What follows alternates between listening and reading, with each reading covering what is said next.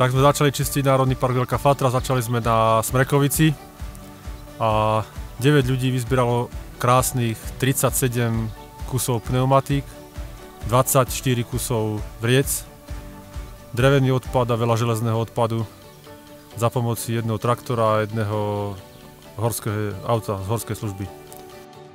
Ani som nečakal, že niečo také dokážeme, je to krásne a som veľmi rád, že to tak dopadlo nakoniec. Takže super.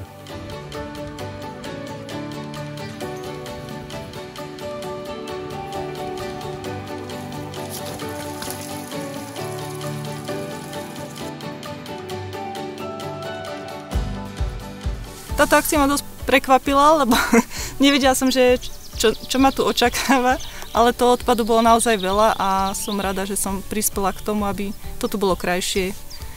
Naozaj sme vyzbierali veľké množstvo toho odpadu, čomu sa teším, ale zároveň som ako z toho sklamaná, že naozaj tam toho odpadu bolo veľa a vyzerá, že ešte ho tam aj veľa zostalo.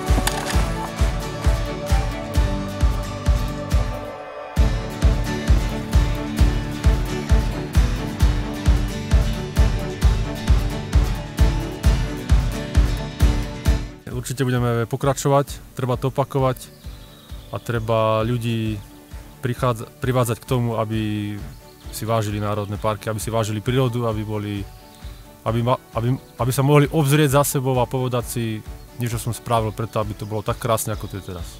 Určite to nie je vhodné riešiť práve takto, neviem, či je to chyba jednotlivca, alebo je to problém organizácie nejakej, ale asi by sa mali ľudia zamyslieť nad tým, čo tu zanechajú po sebe pre svoje ďalšie generácie, aby ich generácie sa nemuseli hanbiť za to, že nájdu niečo takéto v Národnom parku.